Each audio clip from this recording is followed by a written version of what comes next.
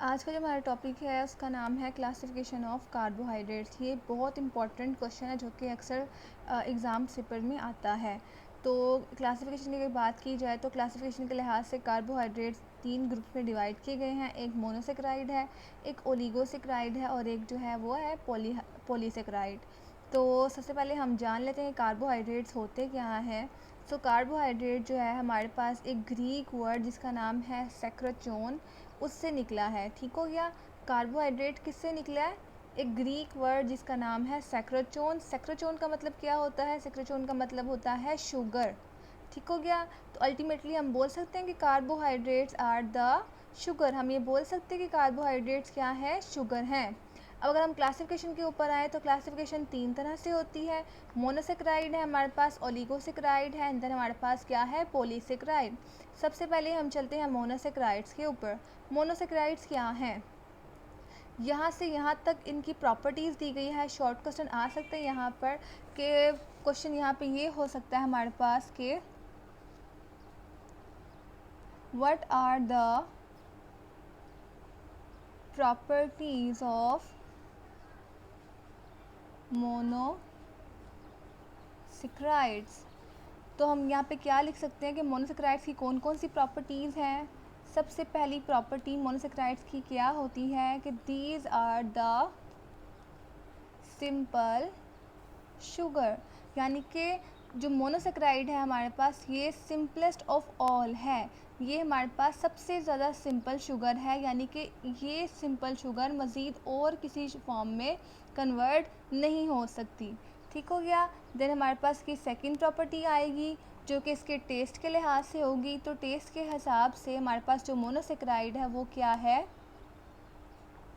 Sweet in test. Monosaccharides क्या है? Sweet in test. Sugar को हम कहते हैं कि मोनोसेक्राइड है। ठीक हो गया। कार्बोहाइड्रेट को हमने क्या बोला था? शुगर है। तो शुगर की फॉर्म जो होती है, अगर हम शुगर कंज्यूम करते हैं तो हमारे पास क्या टेस्ट आता है? हमारे पास स्वीट टेस्ट आता है। तो मोनोसेक्राइड क्या हो गई? वो स्वीट इन टेस्ट हैं। थर्ड प्रॉपर्टी की अगर बात की जाए तो these are easily soluble in water. Water के अंदर क्या है? ये इजीली सोल्यूबल है। पोलैरिटी की बात की जाए तो मोनोसेक्राइड्स क्या हैं? सोल्यूबल होते हैं वाटर के अंदर, यानी कि मोनोसेक्राइड्स क्या हुए? Ultimately polar substances.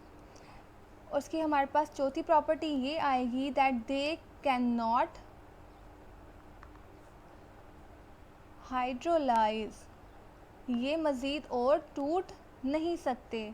ठीक हो गया। फॉर एग्ज़ाम्पल हमारे पास ये एक स्ट्रक्चर है, इसको अगर हमने तोड़ा तो ये छोटे छोटे दो स्ट्रक्चर्स में कन्वर्ट हो गया। मोनोसेक्राइड्स हमारे पास ऐसी फॉर्म्स होती हैं कि ये मज़ीद और टुकड़ों में बट नहीं सकती, यानी कि these are the simplest of all. ये मज़ीद और मज़ीद नहीं टूट सकती। ये जिस हाल में है ये इसी हाल में ही रहती हैं। ये सबसे सिंपलेस्ट फॉर्म है, ये मज़ीद और हाइड्रोलाइज नहीं हो सकती। ठीक हो गया। ये हमारे पास क्या थी? सारी की सारी प्रॉपर्टीज़। अब हम चलते हैं मोनोसेक्राइड के ऊपर और पढ़ते हैं, इसकी थोड़ी सी रीडिंग कर लेते हैं। Monosaccharides, these are the simple sugar, ऐसे ही हमने बात की थी। They are sweet in taste, are easily soluble in water and can not be hydrolysed into the simpler sugar. ये यहाँ से लेके यहाँ तक हमारे पास क्या बन जाती हैं? 1 2 3 4, चार इसकी क्या बन जाएंगी? ये प्रॉपर्टीज़ बन जाएंगी। ठीक हो गया। हमें याद करने में भी आसानी होगी। हमारे पास एक शॉर्ट क्वेश्चन भी तैयार हो गया और हमने पढ़ते पढ़ते ही सीख लिया कि ये मोनोसेक्राइड क्या है? सिंपलर शुगर है। इनका टेस्ट क्या है? स्वीट टेस्ट है। और ये किस में सोल्यूबल होती हैं? ये वाटर में सोल्यूबल होती हैं और ये मज़ीद हाइड्रोलाइज नहीं हो सकती। ठीक हो गया।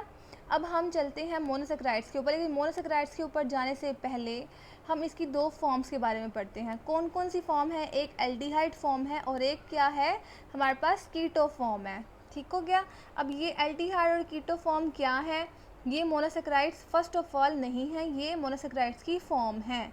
तो देखते हैं कि एल्डिहाइड क्या होता है और कीटो क्या होता है। यहाँ पे मैं आपको समझाती हूँ। फॉर एग्ज़ाम्पल हमारे पास एक 3 कार्बन कंपाउंड है। ठीक हो गया। हमने कार्बन को एक सीरीज़ में लिख दिया। यहाँ पे भी हमारे पास क्या है? एक 3 कार्बन कंपाउंड है। यहाँ पे भी 3 कार्बन, यहाँ पे भी हमारे पास क्या है 3 कार्बन हैं। अब यहाँ पे हम तैयार करने लगे हैं एल्डिहाइड फॉर्म, और यहाँ पे हम क्या तैयार करेंगे अपनी कीटो फॉर्म। अब दोनों में डिफरेंस देखना है हमने कि इन दोनों में डिफरेंस क्या आता है।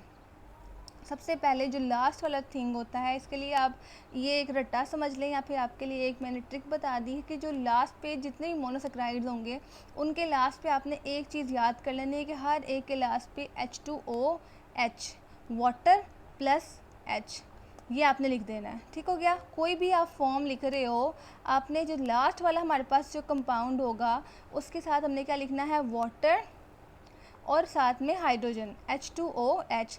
सिमिलरली कीटो फॉर्म में भी हम क्या लिख देंगे यहाँ पे H2OH। यहाँ तक दोनों का सेम हो गया, क्लियर हो गया।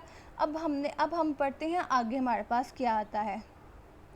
आपको मैं एक बताती चलूँ बात कि जितने भी हमारे पास कार्बोहाइड्रेट होते हैं उनको जितना मर्ज़ी लंबा स्ट्रक्चर हो, जितना मर्ज़ी वो 6 कार्बन कंपाउंड हो या 7 कार्बन कंपाउंड हो या जो भी मर्ज़ी कार्बन कंपाउंड हो, उस सारे के सारे कार्बन के अंदर हमारे पास एक हाइड्रोक्सिल ग्रुप मौजूद होगा। हाइड्रोक्सिल ग्रुप किसको बोलते हैं?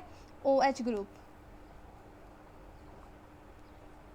हाइड्रोक्सिल ग्रुप किसको हम बोलते हैं? OH ग्रुप को।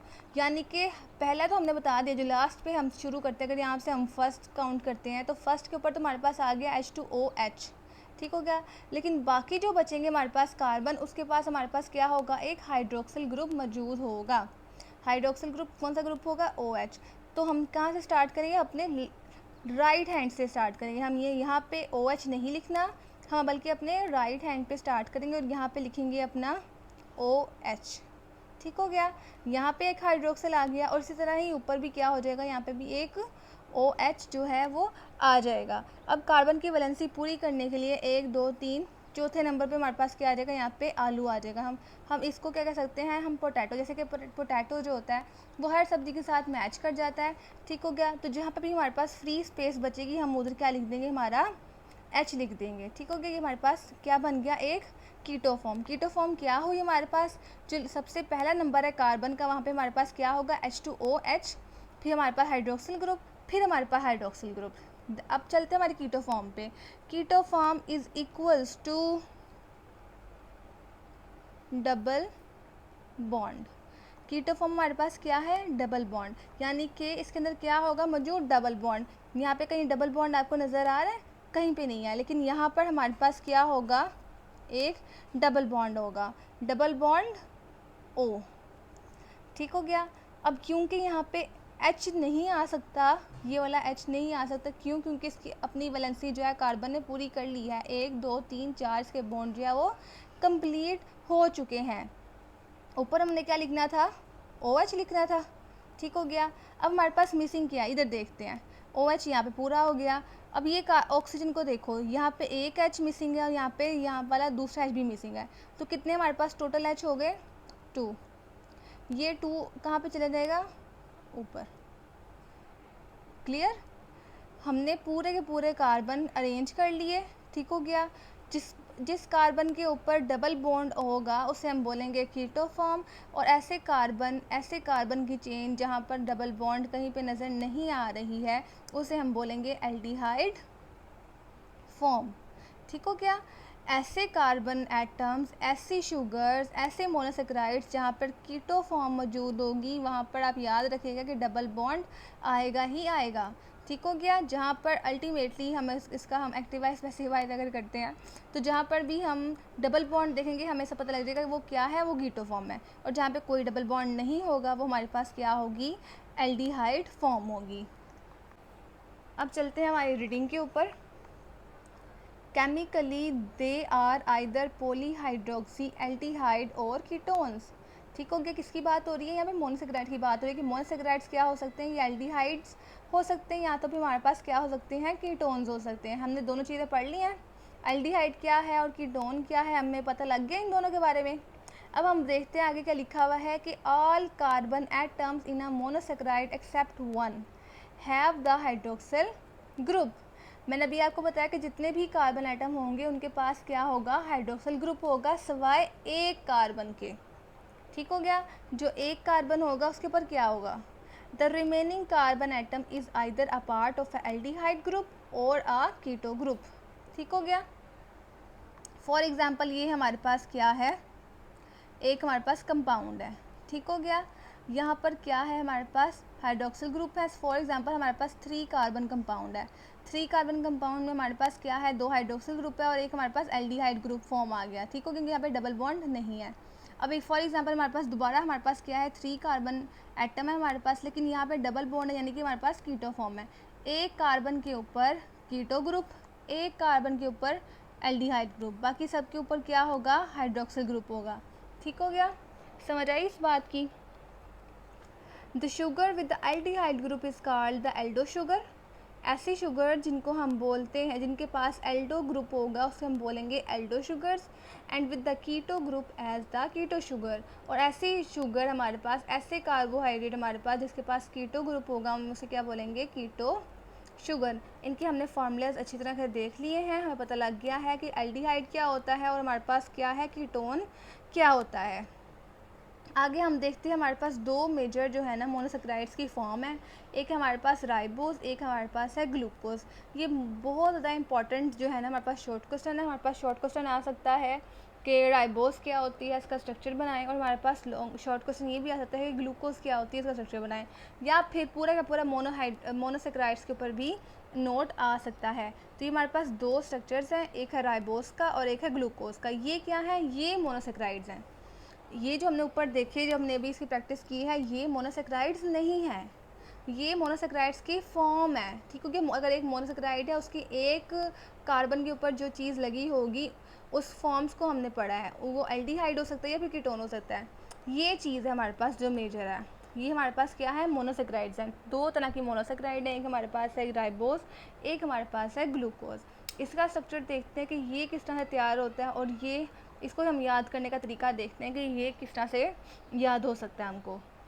तो हम स्टार्ट करते हैं अपने राइबोस के स्ट्रक्चर के साथ। ठीक हो गया। हम देखेंगे राइबोस जो है वो किस तरह से बनेगा।